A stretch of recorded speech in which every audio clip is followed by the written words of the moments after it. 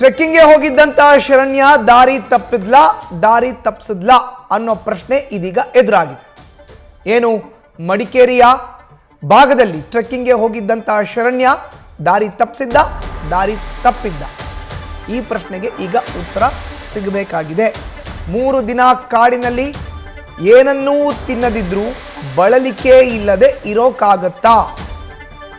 ಈ ಪ್ರಶ್ನೆ ಕೂಡ ಎದ್ದಿದೆ. ಕಾಡಿನಲ್ಲಿ 3 ರಾತ್ರಿ ಇದ್ರೂ ಸ್ವಲ್ಪವೂ ಬಟ್ಟೆ ಕೊಳೆಯಾಗಿಲ್ಲ ಶರಣ್ಯಾಳದ್ದು. ಕಳೆದು ಹೋಗಿದ್ದೆ ಎಂಬ ಆತಂಕ ಶರಣ್ಯ ಮುಖದಲ್ಲಿ ಕಿಂಚಿತ್ತೂ ಇಲ್ಲ. ಪತ್ತೆ ಬಳಿಕ ಸಾಕಷ್ಟು ಅನುಮಾನ ಚರ್ಚೆಗೆ ಕಾರಣವಾಗಿದೆ. ಶರಣ್ಯ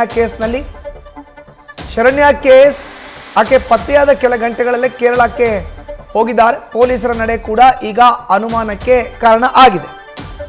ನೋಡಿ, 3 ರಾತ್ರಿ 4 ಹಗಲು ಆಕೆ ಕಾಡಿನಲ್ಲಿ ಏಕಾಂಗಿಯಾಗಿ ಕಳೆದಿದ್ಲು. ಬಟ್ ಬಟ್ಟೆ ಗಲೀಜಾಗಿಲ್ಲ, ತಿನ್ನಕ್ಕೆ ಆಹಾರ ಇಲ್ಲ ಅಂತ ಇಲ್ಲ, ಬಳಲೇ ಇಲ್ಲ, ಆಕೆ ಆರಾಮಾಗಿದ್ದಾಳೆ. ಹಾಗಾದ್ರೆ ಶರಣ್ಯ ದಾರಿ ತಪ್ಪಿಸಿದ್ದ ಈ ಪ್ರಶ್ನೆ ಈಗ ಎದುರಾಗಿದೆ. ಕಾಡಿನಲ್ಲಿ ಏನು ತಿಂದೇ ಇದ್ರು ಯಾವುದೇ ಬಳಲಿಕೆ ಆಗದೆ ಇರಕ್ಕಾಗತ್ತಾ? 3 ರಾತ್ರಿ ಇದ್ರೂ ಕೂಡ ಸ್ವಲ್ಪನೂ ಬಟ್ಟೆ ಗಲೀಜಾಗಿಲ್ಲ ಶರಣ್ಯ ಹಾಕೊಂಡಿದ್ದು. ಇನ್ನು ಕಾಡಿನಲ್ಲಿ ಕಳೆದು ಹೋಗಿದ್ದೆ ಅನ್ನೋ ಆತಂಕ ಕೂಡ ಶರಣ್ಯ ಮುಖದಲ್ಲಿ ಕಾಣ್ತಾ ಇಲ್ಲ. ಈಗ ಯಾರಾದರೂ ಸಪೋಸ್ ಮಿಸ್ಸಿಂಗ್ ಆದರೆ ಅವ್ರ ಫ್ಯಾಮಿಲಿಗೆ ಆತಂಕ ಇರುತ್ತೆ, ಬಟ್ ಮಿಸ್ ಆದವ್ರಿಗೂ ಕೂಡ ಅಷ್ಟೇ ಆತಂಕ ಇರುತ್ತೆ. ಹೆಚ್ಚಿನ ಮಾಹಿತಿ ನೀಡ್ತಾರೆ ನಮ್ಮ ಪ್ರತಿನಿಧಿ ಪ್ರಜ್ವಲ್. ದೂರವಾಣಿ ಸಂಪರ್ಕಕ್ಕೆ ಸಿಕ್ಕಿದ್ದಾರೆ. ಪ್ರಜ್ವಲ್, 3 ರಾತ್ರಿ 4 ಹಗಲು ಆಕೆ ಕಾಡಿನಲ್ಲಿ ಏಕಾಂಗಿಯಾಗಿ ಕಳೆದಿದ್ದಾಳೆ. ಬಟ್ ಸಿಕ್ಕ ಬಳಿಕ ಆಕೆ ಮುಖದಲ್ಲಿ ಯಾವುದೇ ಗೊಂದಲ, ಆತಂಕ, ಟೆನ್ಷನ್ ಏನೂ ಕಾಣಿಸ್ತಾ ಇಲ್ಲ. ಹಾಗಾದ್ರೆ ಶರಣ್ಯ ದಾರಿ ತಪ್ಪಿಸಿದ್ದ ಅನ್ನೋ ಪ್ರಶ್ನೆಗೆ ಉತ್ತರ ಸಿಗಬೇಕಾಗಿದೆ. ಪ್ರಜ್ವಲ್.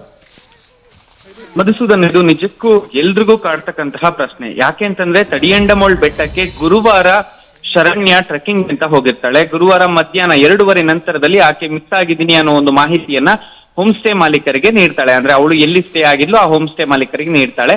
ತಕ್ಷಣ ಏನು ಅರಣ್ಯ ಇಲಾಖೆ ಆಗಿರ್ಬೋದು, ಫಾರೆಸ್ಟ್ ಆಗಿರ್ಬೋದು, ಅಥವಾ ಡಾಗ್ ಸ್ಕ್ವಾಡ್ ಆಗಿರ್ಬೋದು, ಡ್ರೋನ್ಗಳಾಗಿರ್ಬೋದು, ಜೊತೆಗೆ ANF ತಂಡ, ಇವರೆಲ್ಲರೂ ಕೂಡ ಸತತ 3 ದಿನಗಳ ಕಾಲ ಹುಡುಕಾಟವನ್ನ ನಡೆಸ್ತಾಳೆ. 3 ರಾತ್ರಿಗಳನ್ನ ಶರಣ್ಯ ಗುರುವಾರ ರಾತ್ರಿ, ಶುಕ್ರವಾರ ರಾತ್ರಿ, ಶನಿವಾರ ರಾತ್ರಿ ಅದೇ ಕಾಡಿನಲ್ಲಿ ಕಳೆದಿರ್ತಕ್ಕಂಥದ್ದು.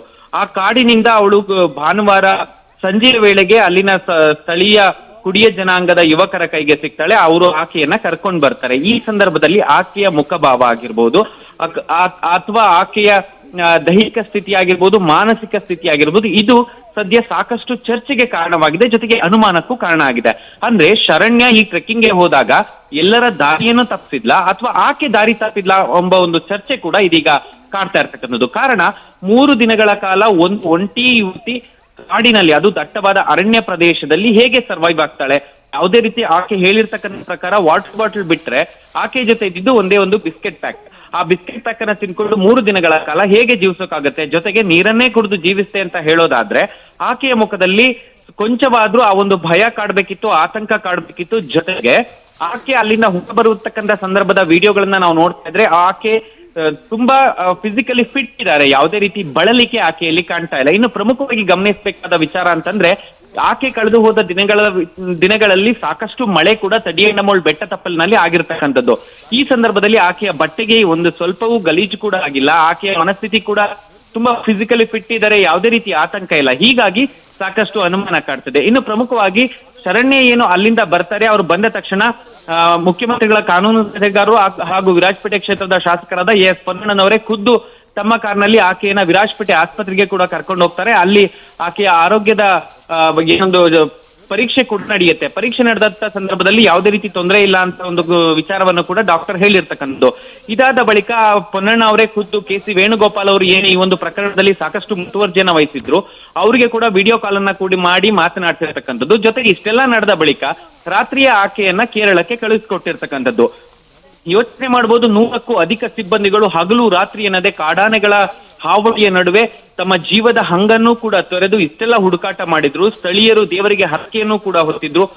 ಸ್ಥಳೀಯರು ಕೂಡ ಹುಡುಕಾಟವನ್ನ ಮಾಡಿದ್ರು. ಡ್ರೋನ್ಗಳ ಮೂಲಕ ಹುಡುಕಾಟ ನಡೆದಿತ್ತು. ಇಷ್ಟೆಲ್ಲ ಆಗಿದ್ರು ಕೂಡ ಆಕೆಯ ಮಿಸ್ ಆಗೋದಕ್ಕೆ ಕಾರಣ ಏನು? ಮಿಸ್ ಆಗುವಂತಹ ಸ್ಥಳವ ಅದು, ಅಥವಾ ಮಿಸ್ ಆದ್ಮೇಲೆ ಏನಾಯ್ತು? ಈ ಬಗ್ಗೆ ಪೊಲೀಸರು ಹೆಚ್ಚಿನ ತನಿಖೆಯನ್ನ ಮಾಡಿಲ್ಲ.